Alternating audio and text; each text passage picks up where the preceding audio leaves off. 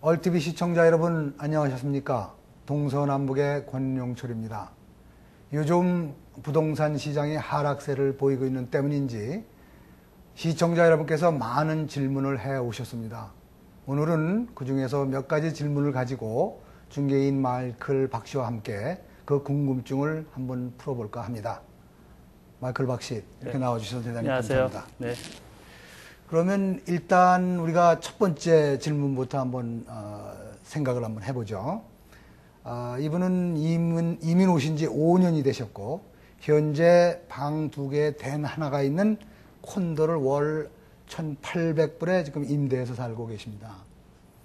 요즘 부동산 시장이 냉각하고 있다는 뉴스들을 자주 접하게 되고 주변에서는 앞으로 집값이 떨어질 것이라고도 하는데 지금 집을 사야 할지 말아야 할지 망설여집니다. 제 경우에는 주택보다는 콘도를 생각하고 가격대는 약 35만대를 보고 있습니다. 조언을 부탁드립니다. 뭐 저희들이 많이 듣는 질문이죠. 네. 그리고 또 많이 생각하게 되는 질문이고 지금 제가 생각에는 이 자리에서 예스냐 노냐라는 그 대답보다는 일단은 우리가 전반적인 지금 현재의 부동산 현황을 한번 살펴보고 그 살펴보는 과정에서 아마 이분에 대한 그 대답은 나오지 않을까 그렇게 생각을 합니다. 그래서 그 지금 요즘 그 피부로 느끼시는 것도 있고 또 이분의 질문에 대한 그런 그 답을 우리가 한번 좀 시작을 한번 해봤으면 좋겠습니다. 예. 네. 얼마 전에 나온 그 통계를 보니까요.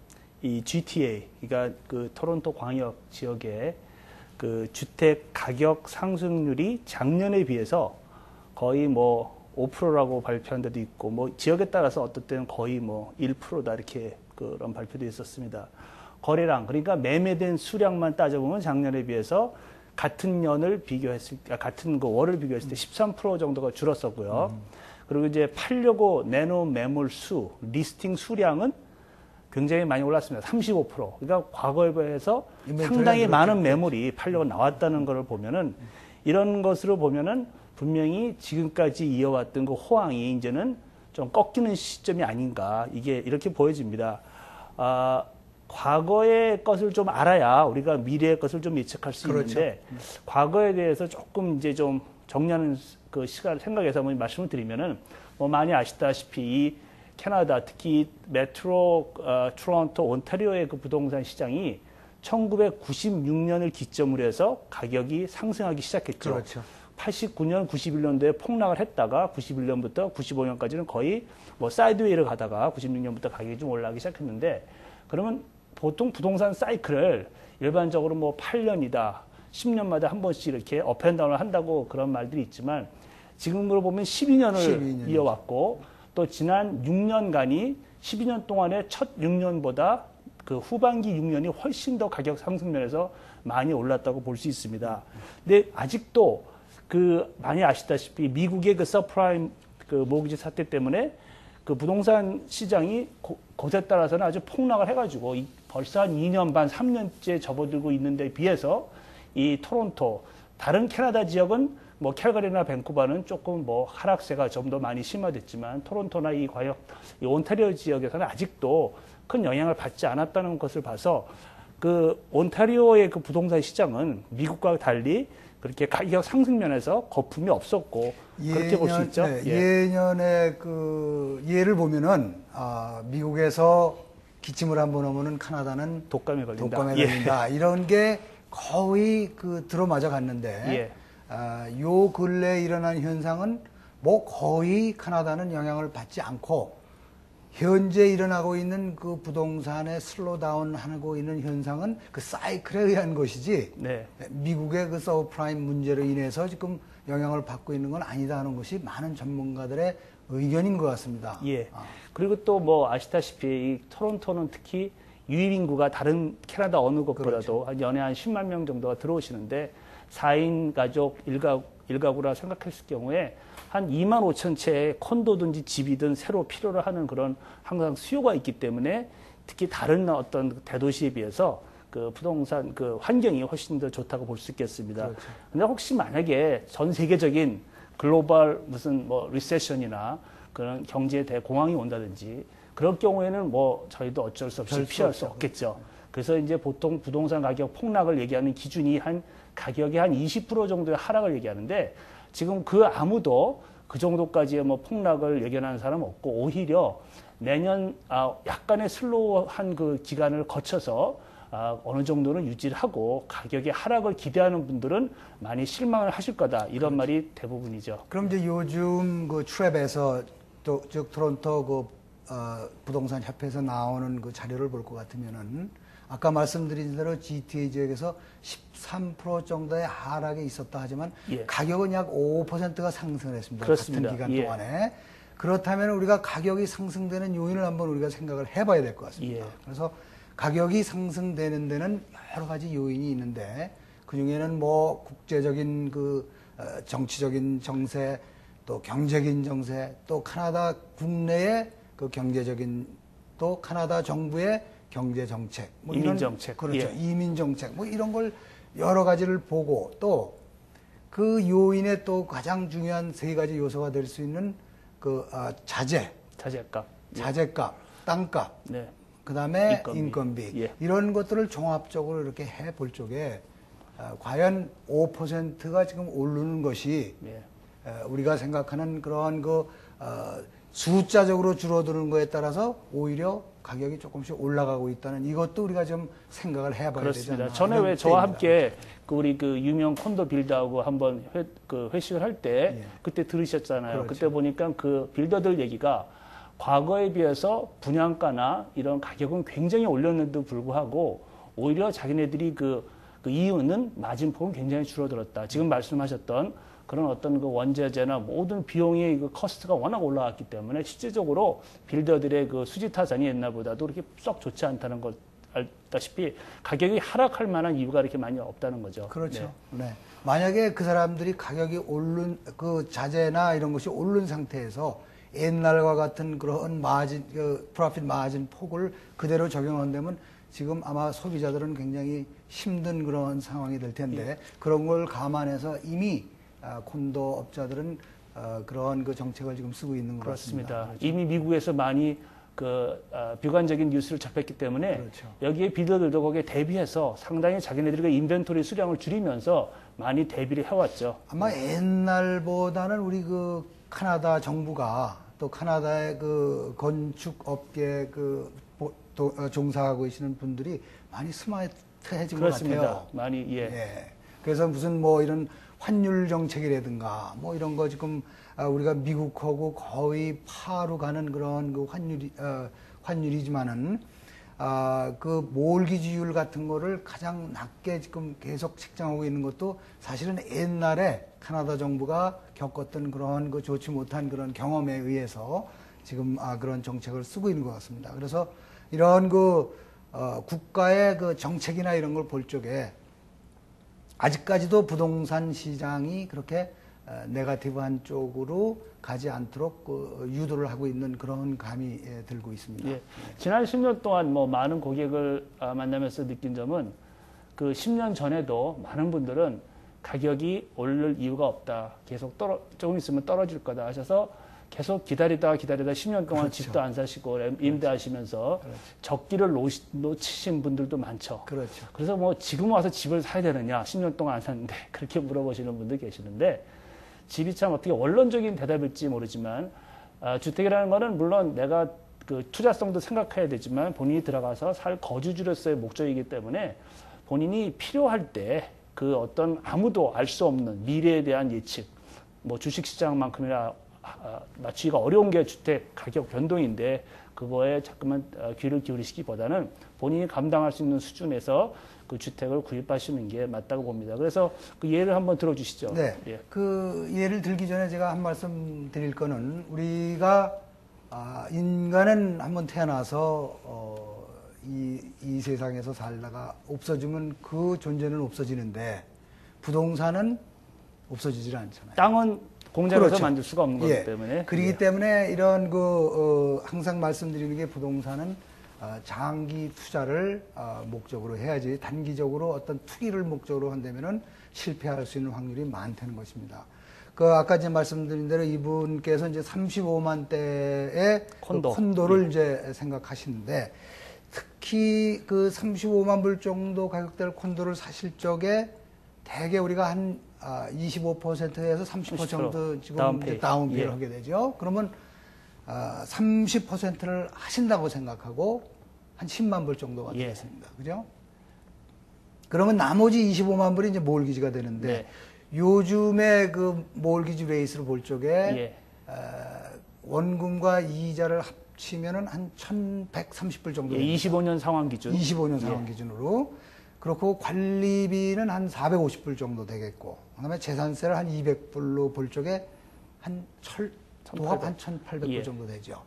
그러면은 이게 우리가 임대하는 수준하고 이제 비슷합니다. 그렇지만은 여기 한 가지 다른 점은 뭐냐면은 1,130불에는 우리가 원금을 상환해 간다는 그걸 사실을 아셔야 됩니다. 그래서 우리가 그 다운페이로 쓴 10만 불을 우리가 그 몇 년 동안의 그 적금으로 넣는다고 생각했을 적에 사실은 우리가 페이오프 해나가는 원금이 그 이자보다는 크다는 얘기입니다. 그렇죠. 지금 적금에 넣어줄 때 이자보다 크다는 얘기입니다. 그래서 자기가 그런 어떤 모든 상황이 그런 그 몰기지를 갚아나갈 수 있고 하는 그런 상황이 자기한테 맞는다면은 지금 집이 필요하시다. 그러면 지금이 적기라고 저희들은 생각을 합니다. 예. 근데 뭐 이건 계산적으로 이렇게 잘 분석을 해주셨는데 항상 부동산이 호황에 접어들거나 불황에 접어들 때 항상 나오는 기사 중에 하나가 임대해서 집을 10년 동안 사는 사람과 소유해서 10년 동안 살았던 사람들의 결국은 누가 더 경제적으로 이득을 받느냐는데 이렇게 비교 대차를 많이 봅니다. 그렇지만 그건 항상 숫자적인 비교일 뿐이고 주택 시장이라는 게 그런 것 같아요. 한 번 잘못 못 들어간 경우에는 다시 그걸 들어가기가 어려운 그렇죠. 상황이죠. 그래서 처음에 어떤 분들은 내가 살 수 있는 능력은 30만 불짜리 집밖에 안 되는데 원하는 수준의 집은 45만이다. 그래도 30만 불짜리 집에 들어가야 일단 부동산 그 시장의 그렇죠. 상승세나 그 기류를 타고 있어야 그렇죠. 나중에 다시 한번 옮기더라도 하는데 처음에 못 들어가게 돼서 가격이 30만짜리가 40만이 되면은 결국은 그렇죠. 점점 못 들어가게 그렇죠. 되죠. 네. 그런데 이제 그렇게 지금 말씀하시는 게 또 한 가지 일리가 있는 것이 만약에 팔았을 경우에 그 차액이 생길 겁니다. 어쨌든 가격이 상승을 했으니까. 그럼 상승한 부분에 대해서는 우리가 양도소득세를 전혀 내지를 않습니다. 1가구 1주택. 그렇죠. 예. 네. 그렇기 때문에 우리가 30만 불에서 시작을 해놔야 네. 나중에 우리가 45만 불, 50만 불짜리를 볼 수 있는 기회가 생기는 것이죠. 그렇죠. 예, 1가구 1주택에 대해서 뭐 잠깐 부연을 한번 해드리는 게 좋을 것 같습니다. 그렇죠. 왜냐하면 1가구 1주택은 1가구는 개인이 18살 이상이면 1가구가 될 수도 있고 부부는 1가구가 됩니다. 그래서 부부라도 집 한 채에만 하당이 되죠. 그래서 가격 상승이나 하락에 대해서는 전혀 세금이 없는 캐나다 세무서에서 유일하게 납세자들한테 주는 제일 한 가지 특혜가 그거라고 볼 수 있죠. 그렇죠. 그래서 자기 사는 집은 한 채 가지고 있어야 된다. 캐나다에 사는 한. 그렇죠. 그렇게 이제 생각을 하셔야 되는데 또 요즘은 또 많은 분들이 영주권이 없이 오셔가지고 주택을 살다가 파실 때 나는 비영주권자인데 거기에 대해서 세금을 어떻게 내냐 이런 질문을 하시곤 하죠. 그렇죠. 예. 예, 그럴 경우에 이제 그 비영주권자, 영주권자의 구분이 아니고 그분은 거주자냐 비거주자냐. 그러니까 세무서에서 보는 그 거주자와 그 스테러스에서 보는 영주권자와 비거주자는 차이가 있다. 그렇죠. 그런 손님이 요즘 많지 않습니까? 그렇죠. 네. 네. 그리고 이제 아까 그 양도소득세에 대해서 말씀을 드렸는데 여기 캐나다 사람들이 재택을 하는 가장 많은 그 재택의 그 사람들이 하는 거하고 또 많은 방법으로 쓰고 있는 것이 바로 이 주택 예. 1가구 1주택에 대한 그 양도소득세 면제에 대한 거를 많이 이제 사용을 하고 있는 겁니다. 네. 자, 그러면 이제 질문들이 많으셨는데 예. 이제 두 번째 질문을 한번 이제 들어가겠습니다. 콘도를 살지 단독주택을 살지 결정을 내리기 전에 투자성뿐만 아니라 유지 관리 비용 그리고 기타 장단점들에 대해서 알고 싶습니다. 설명을 부탁드립니다. 이런 그 질문을 해오셨습니다. 네. 그 말씀을 좀 해주시죠. 그럼 제가 일단 콘도에 대해 그렇죠.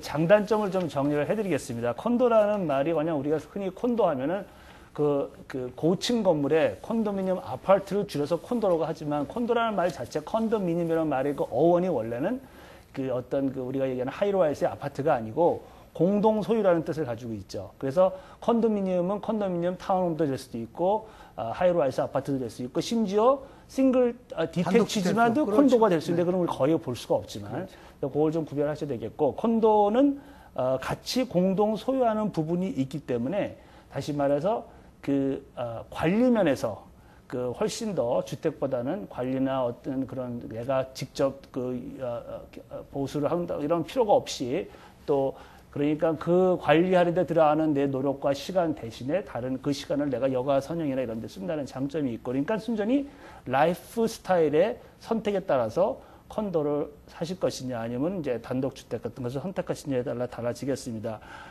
컨도의 또 장점은 그 30만 불짜리 정도의 주택을 사면서 개인 수영장이나 뭐 헬스센터나 그렇죠.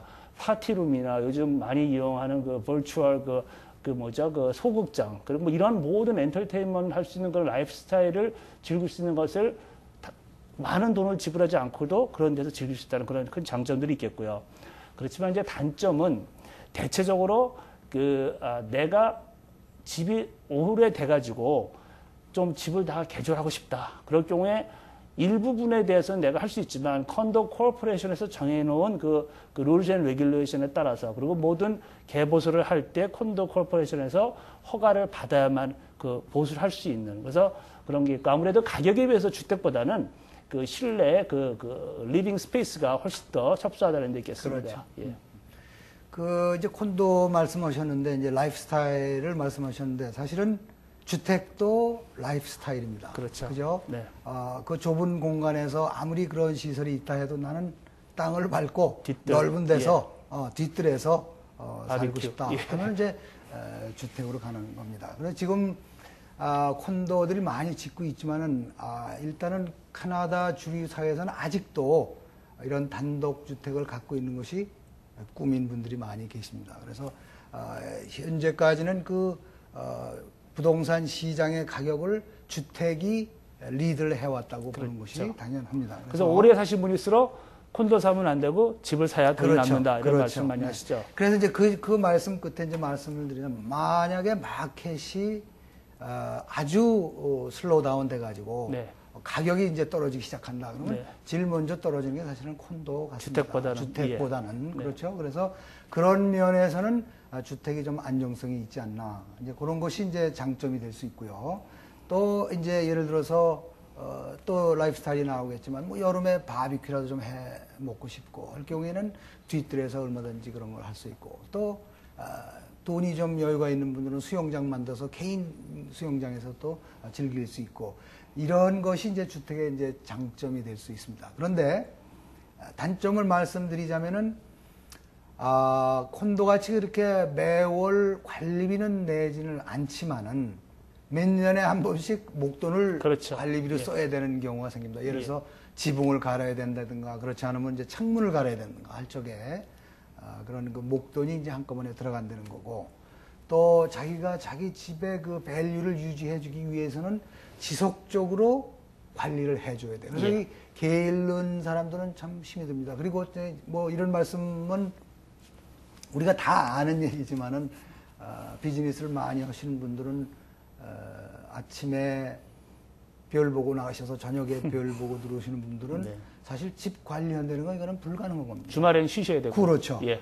그렇기 때문에 이제 집을 내가 살 적에는 그 외국 사람들은 샀기 때문에 그렇죠. 아주 정리가 잘 돼 있고 한 것이 내가 몇 년을 거기다 살다 보니까 집을 관리를 못해서 팔 때가 되면은 그 밸류를 유지하는 것이 꽤 힘들 때가 있습니다. 그래서 그런 면에서는 주택의 그 단점이 아닌가 생각이 됩니다. 그래서 아까도 말씀드렸지만은 라이프 스타일에 자기가 그런 거를 넓은 공간을 좋아하고 하지만은 또 거기에 따르는 그 노력도 해 주셔야 하기 때문에 그런 그 장점과 단점이 있지 그렇습니다. 않나. 그래서 지금 말씀하신 데 같은 맥락으로 그 좋은 집은 주로 그 노인분들이 두 부부가 사시면서 시간이 항상 많아서 정원도 가꾸고 항상 집 관리에 진짜 신경을 많이 쓰시면서 집을 사용을 많이 안 하시는 그런 집들이 좋고 그렇죠. 사실 어떻게 보면 거기에 반대로 그 티네이저가 여러 명 있으면서 식구가 많이 있는 집은 같은 5년 된 집이라도 토일렛 내린 숫자와 샤워 돌린 숫자만 따져도 그 차를 뭐 택시로 몰았느냐 아니면 그 여자분 노인네 한 분이 맨날 시장 갈 때만 차를 몰았냐 해서 그 마일리지 다른 것처럼 집도 그런 거를 볼지 않을 수가 없겠죠. 그렇죠. 네. 네. 그리고 이제 대개 요즘 뭐 그 유학들이 이제 많이 이제 오시고 그래가지고 이제 학생들을 이제 많이 두는 그런 것들은 개조를 그런 식으로 해버리니까 나중에 팔 적에는 일반 보편적인 그런 개조가 아니기 때문에 파실 적에 오히려 힘든 경우가 있습니다. 네. 그렇지만은 이제 콘도 같은 경우에는 이미 그 제한된 공간 속에서 뭐 고치고 뭐 할 그런 그 여유가 없기 때문에 있는 그 상태에서 하기 때문에 나중에 자기가 재팔 적에 그냥 그것만 보여주면 되는 거 아닙니까? 예. 아까 제가 말씀 중에 하나 더 말씀드렸을 부분이 관리비 때문에 콘도 사시는 걸 많이 꺼려 하시는 분들이 있죠.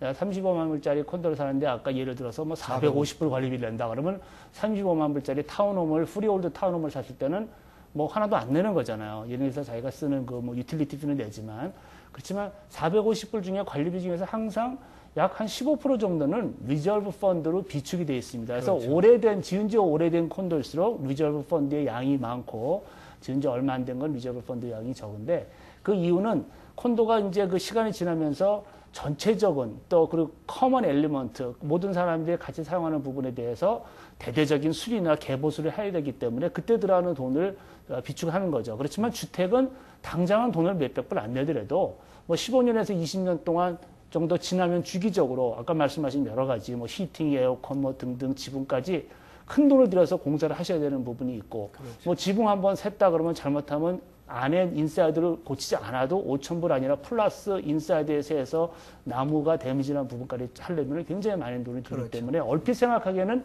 콘도가 관리비 때문에 좀 아까운 거 아니냐 그렇지만 좀 알고 보면 그렇지도 않다는 것이죠. 근데 이제 그 관리비 중에 이제 일부를 리저브로 이제 넣는데 그거는 법적으로 그렇게 정해져 있기 때문에 네. 콘도 자체에서 그걸 하고 안 하고가 문제가 아닙니다. 그렇기 때문에 그 관리비에는 꼭 그 리저브 펀드가 들어가는 거기 때문에 여러분께서는 그런 그 관리비에 대해서 그것이 다 관리비라고 생각하시지 않아도 될 것 같습니다. 네. 네. 자, 그럼 이제 이 질문이 많은데 네.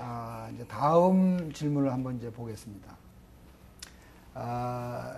얼마 전 이제 이런 경우를 이제 당하시는 그 분께서 이제 많으시라고 저는 생각이 됩니다. 그래서 요 문제를 저희들이 한번 짚어보겠습니다.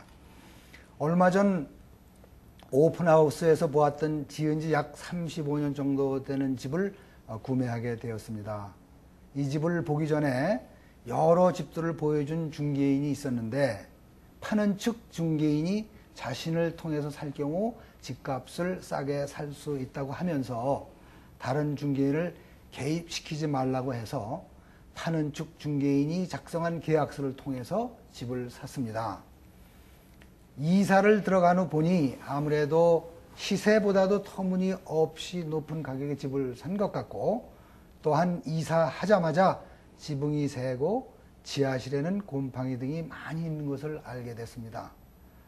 계약을 확정하기 전에 홈 인스펙션을 하지 않아도 된다고 해서 믿고 했는데 이런 경우 누구의 잘못이고 어떻게 하면 손해배상을 받을 수가 있는지요? 이런 질문입니다. 이거 배는 이미 떠나간 거 아닙니까? 이미 기차 떠나간 거 아닙니까? 거의 끝난 그렇죠? 얘기인데요.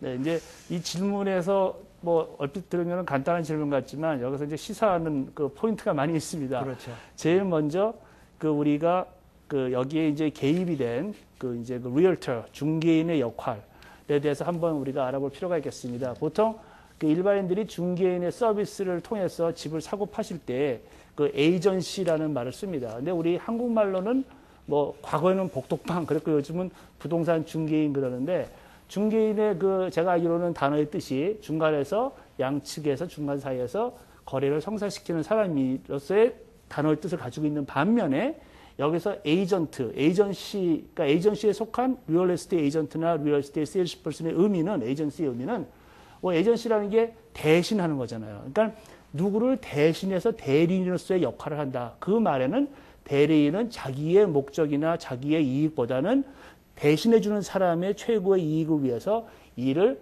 그 어떤 전문적인 지식을 갖고 대신해 준다는 그 뜻이 있기 때문에 에이전시가 되는 거죠. 그래서 보통 에이전시를 얘기할 때는 옛날에 중세시기에 뭐 이렇게 군주와 그 밑에 있는 신하와의 관계처럼 그 마스터와 서번트의 역할, fiduciary responsibility라는 게 있습니다. 그래서 저희가 이제 부동산 그 라이센스를 따기 위해서 그 학교를 다니다 보면은 시험 문제에 나오는 것 중에 하나가 6가지의 그 에이전시, 그러니까 중개인이 소비자한테 지켜야 될 그런 그 조목들이 있는데, 첫째가 디스클로저입니다. 디스클로저라는 거는 잘 밝혀야 된다는 것이죠.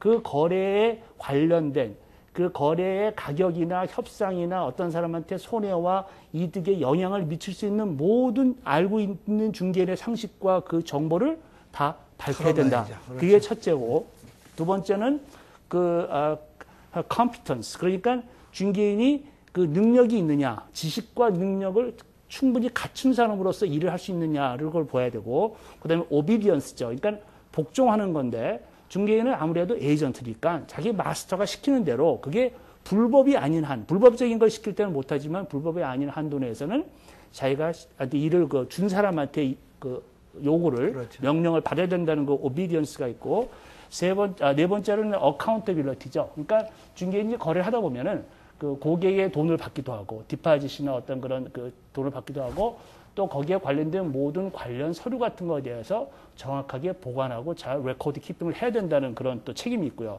또 이제 confidentiality가 있습니다. 그러니까 비밀을 잘 지켜줘야 된다. 고객의 어떤 그 private, 사적 개인 정보는 물론이고, 그 이외에 그 거래에 미칠 만한 모든 정보나 그 사람에 대한 모든 상황에 대해서 현재나 미래에도 그 자기만 알고 있고 밝히지 말아야 된다는 그거 있고, 마지막으로 그 중에 한 가지 제가 잊어먹기 전에 말씀을 드리고 싶은 게 뭐가 있냐면은 그 confidentiality에 예를 들어서 어떻게 우연히 바이어가 지금 5,000불을 더 주고 싶은 거예요. 네, 그렇죠. 그럼 그래 5,000불 더 주고도 사겠다. 그렇죠. 얘기를 했죠, 중개인한테. 했지만은 중개인은 그거를 저쪽 상대방에 얘기를 해서는 안 되는 겁니다. 그렇죠. 그렇죠. 네. 그래서 이제 그런 부동산 가격에 영향을 미칠 수 있는 그런 confidentiality는 꼭 지켜줘야 됩니다. 그 다음 말씀. 마지막으로 이제 로열티인데, 로열티는 에이전트 자신이 자기 마스터한테, 그 고객한테, 클라이언트한테 그 사람의 최고의 이익을 위해서 최우선 순위를 두고 일을 해야 된다는 것입니다. 이 6가지 정도를 잘 다시 한번 생각해 보시면, 과연 지금 그 질문하신 내용에 중개인이 여러 가지로 걸리게 돼 있습니다. 그렇죠. 지금 뭐 자기가 할 일을 제대로 안 한 중개인이 돼버렸죠.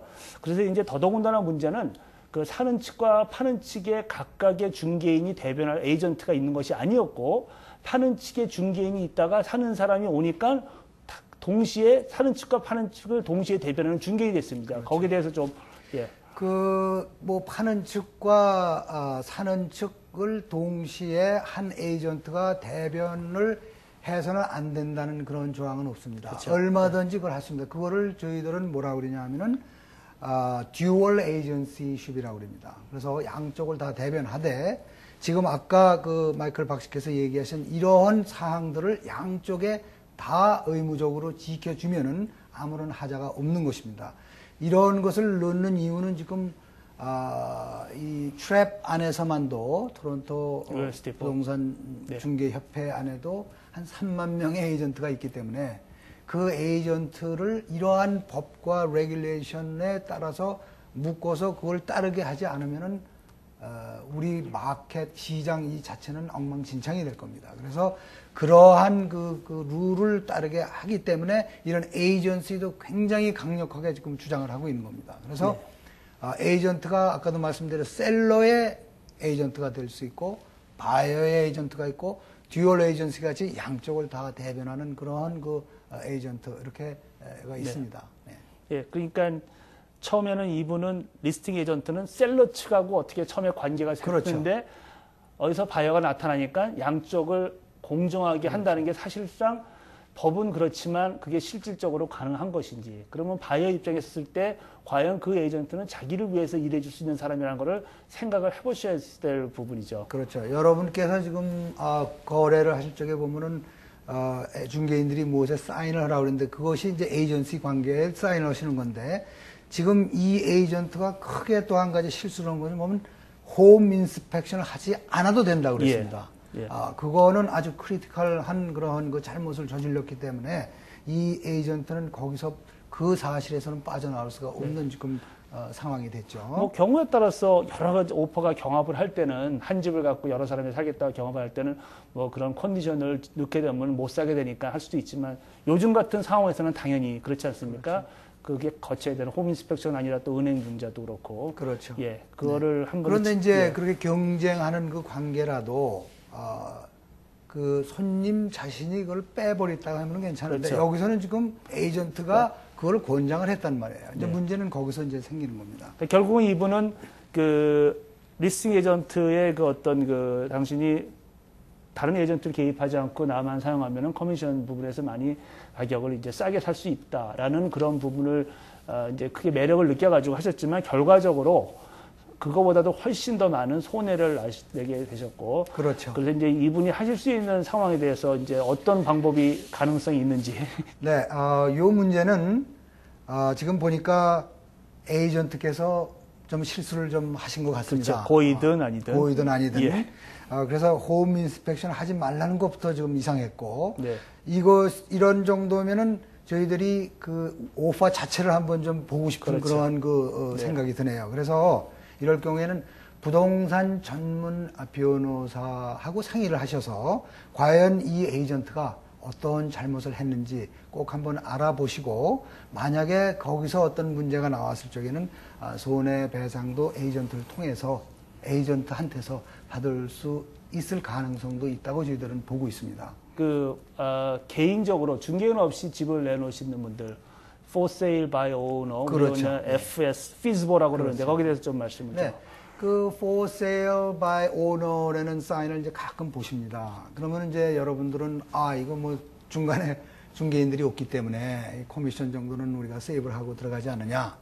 그런데 그분들은 우리 중개인들 같이 마켓 조사를 그렇게 확실히 하는 게 아니고 자기 욕심껏 그 가격을 매깁니다. 그래서 그 가격이 마켓 밸류에 비교해서 그것이 정당한 값인지 소비자들은 모르는 경우가 많이 있고 예.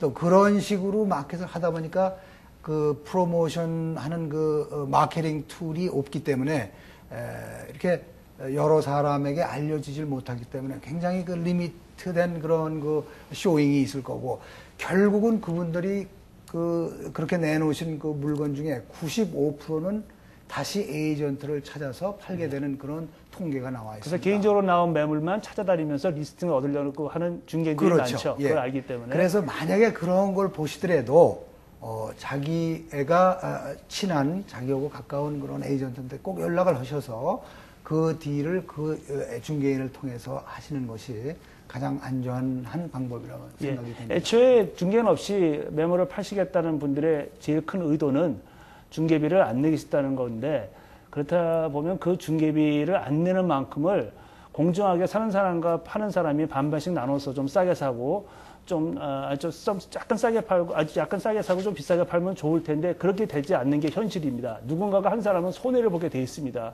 뿐만 아니라 그 법적으로 또 중개인이 개입이 됐을 때는 그 집의 부동산의 실제 소유가 누구인지 정도는 그렇죠. 등기장에서 확인을 하고 다 적법적인 그 스텝 바이 스텝으로 가기 때문에 사고를 날 확률이 많이 없지만 그렇죠. 개인으로 나온 경우는 얼마 전에 그렇죠. 왜 그 노을 속에서도 보면은 그 개인적으로 이렇게 집을 내놓은 경우에 그 실제 주인이 아닌데도 렌트한 사람이 내놔서 이제 그걸 렌트도 뭐 15명한테 렌트 줘가서 예. 그게 이제 뭐냐면 그 시대가 변해서 이제 그런 어떤 그 등기상에 등기상에도 이제 일렉트로닉으로 이제 하다 보니까 우리가 꼭 짚고 넘어가야 될 그런 사항들이 이렇게 오버룩 될 수가 있습니다. 네. 그럴 경우에 이제 나오는 것이 누구냐 하면 이제 이 사기꾼들이 네.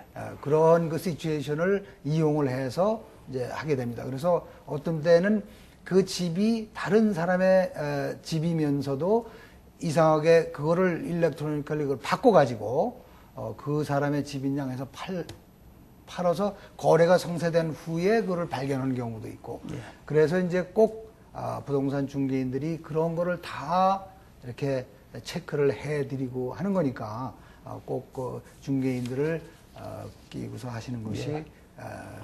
현실적으로 아주 좋은 방법이라고 생각합니다. 예, 저희가 또 트레이닝 받는 것 중에 하나가 의심이 갈 만한 거래에 대해서 지난번에 그렇죠. 예, 그래서 네. 그 집주인인지 아닌지 그 그렇죠. 집주인이 자기 개인 소유인지 부부하고의 같이 공동 소유인지 그리고 전화번호도 안 주고 핸드폰 넘버를 전다든지 뭐 포셀 사인도 붙이지 말라든지 그렇죠. 락박스도 달지 말라든지 그렇죠. 이렇게 하는 것에 대해서 의심을 하라는 그런 저희들이 또 교육을 받습니다. 그렇죠. 예. 네, 네. 자, 그 많은 질문 중에 이제 시간도 이제 우리가 거의 다 되고 그래서 마지막으로 네. 질문을 한번 들어온 거를 좀 살펴보겠습니다. 지금 살고 있는 집은 주변의 다른 집들보다 큰 대지 사이즈 때문에 특히 뒷뜰이 다른 집들보다 약 2배 반 정도가 깊기 때문에 깊이가 깊다는 네. 얘기죠. 다른 집들보다 좀 비쌌지만 사게 됐는데 집을 팔 생각으로 중개인한테 시세를 알아보았더니 넓은 뒷뜰에 대해서 그러니까 넓은 것이 아니라 예, 깊은 깊은, 뒷뜰에 예, 대해서, 큰 뒷뜰에 대해서. 네, 가치를 별로 인정을 안 하더군요. 단독주택의 경우 땅이 클수록 값어치가 높을 것 같은데 뒷뜰은 왜 해당이 안 됩니까? 이런 질문을 해오셨습니다. 예. 네. 많은 분들이 보시면 이렇게 새 집 짓는 그 신축 주택 단지를 가보시면 디벨로퍼들이 큰 사인을 붙여놓은 것 중에 35feet frontage, 뭐 45foot frontage 이런 식으로 한 이유가 있죠. 대부분의 그 한 필집, 집을 하나 질 수 있는 그 땅의 그 사이즈는 깊이보다는 폭이, 그 프란티지에 따라서 땅값의 차이가 크게 난다는 그렇죠. 것이죠. 그래서 그걸 갖고 진짜 한 치, 두 치를 갖고 따지는데 그만큼 같은 사이즈의 땅이라도, 그러니까 50바이 100하고 예를 들어서 35바이 300하고는 훨씬 이 땅이 크더라도 그렇죠. 쓸모없는 땅이고는 쓸모있는 땅이 되는 거죠. 그렇죠. 예. 네. 그러니까는 이제 그 50바이 120이든가 네. 80바이 120일 경우 80바이 120을 우리는 프리미엄 훨씬 땅이라고 값어치가 생각합니다. 높은 그래서 땅이죠. 프리미엄을 그걸 줘야 되는 예. 거예요. 그렇죠? 제가 한번 이런 경험이 있었습니다. 제가 그 리스팅 에이전트가 이제 됐었는데 그 프론티지가 80이었고 네. 뎁스가 150이었어요. 근데 사시는 분은 이거를 개조를 해서 그러니까 개조를 한 데보다는 리디벨롭을 하려고 반으로. 그 타운하우스로 예, 이제 예. 질 생각을 하고 이제 그거를 이제 사시는 겁니다. 만약에 그것이 40피트 낫이었다면 그분은 그런 거 생각도 못 했죠. 네. 그다음에 또 한 가지 이제 우리가 볼 수 있는 거는 영선상이나 윌로데일이나 이런 데 가시다 보면은 집 프론티지가 굉장히 긴 집들이 있습니다. 그러면 되게 제일 먼저 생각하는 것이 이 집을 사가지고 반으로 나눠서 예. 두 채를 지면은 많은 그 이득이 있지 않을까 하는 예. 거를 먼저 생각을 하게 되십니다. 그래서- 세버런스라고 그러죠. 그렇죠. 예, 세버런스. 예. 그래서 이제 예를 들어서 50피트짜리가 피트당 뭐 10,000불이었다. 그럼 그 50만 불이에요. 네. 그죠? 근데 60피트짜리가 10,000불이면 60만 불입니다. 그렇게 가는 것이지 뎁스는 그렇게 큰 영향을 미치지는 않습니다. 예, 그렇지만 집이 모양이 예쁘게 나오기 그렇죠. 위해서는 드라이브웨이 깊이나 뒷마당이 적당한 그 집에 맞는 적당한 사이즈가 나오기 위해서는 뎁스도 전혀 무시할 수는 없죠. 요즘은 땅이 워낙 좁다 보니까 뎁스가 80짜리도 많죠. 그래 그렇죠. 가보면은 앞에 차 세우기도 그렇고 뒤도 마당이 굉장히 밭아가지고 뒤뜰로서의 구실을 잘 못하는 경우가 많습니다. 요즘 새로 짓는 집들이 그런 집이 네. 많이 나옵니다. 40바이 80. 예, 땅에 비해서 집은 굉장히 크게 짓죠. 그렇죠. 네. 그러니까 이제 요즘 그 트렌드가 집 안에서의 생활을 이제 더 중시하기 때문에 그런 그 현상이 나오지 않나 이렇게 생각이 됩니다. 시청자 여러분, 저희들이 이렇게 이제 여러 가지 그 주신 그 질문을 가지고 말씀을 나누다 보니까 어느덧 시간이 다 됐습니다. 마이클 박 씨 오늘도 함께 해주셔서 대단히 감사합니다. 예, 감사합니다. 시청자 여러분, 다음 주에도 저희들이 더욱 유익한 정보를 가지고 여러분을 찾아뵙겠습니다. 감사합니다.